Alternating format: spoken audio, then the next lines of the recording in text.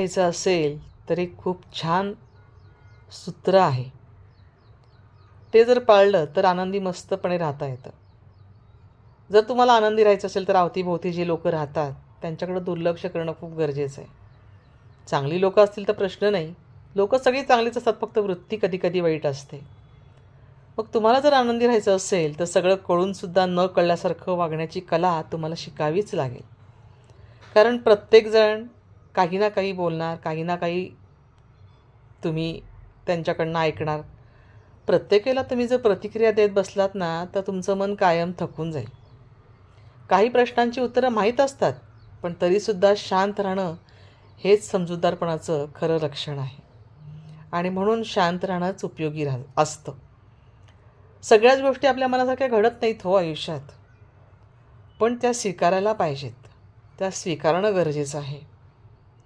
आणि ज्यांना आपल्याला बदलता येत नाही, मग त्या व्यक्ती असोत की गोष्टी असोत, त्याच्यावर राग करण्यापेक्षा हसत पुढं जा. तेच शहाणपणाचं लक्षण आहे. कारण आपण राग केला तर तो फक्त आपल्यालाच जाळतो. समोरच्या व्यक्तीला त्या गोष्टीने काही फरक पडत नाही. तुम्ही राग आला तरी त्यांना काही फरक पडत नाही. हां, तुम्ही प्रेम केलं तर मात्र त्यांना नक्कीच फरक पडतो. त्यामुळे राग गिळून काहीच घडलं नाही असं दाखवत जगणं हेच महत्त्वाचं आहे. प्रत्येक वेळी जर आपण स्वतःला सिद्ध करत बसलो ना, तर आपलंच अस्तित्व आपल्याला अतिशय ओझं बनून राहतं बरं का. कधीकधी या गोष्टींकडे दुर्लक्ष करणं, सोडून देणं हेच स्वतःवर प्रेम करणं असतं.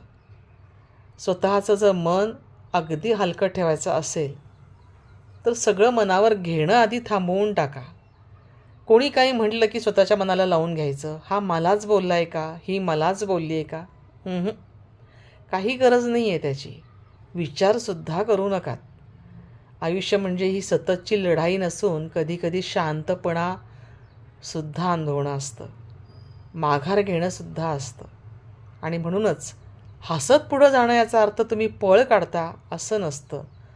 तर त्यामध्ये तुम्ही स्वतःचीच किंमत ओळखणं हे खरं त्याच्यामध्ये रहस्य असतं. शेवटी काय आहे, आनंद हा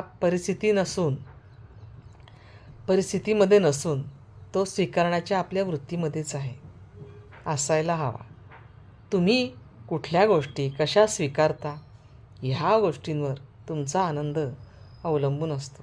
आणि म्हणूनच असं म्हटलं आहे की आनंद हा परिस्थितीवर अवलंबून नसतो, तुमच्या मनावर असतो.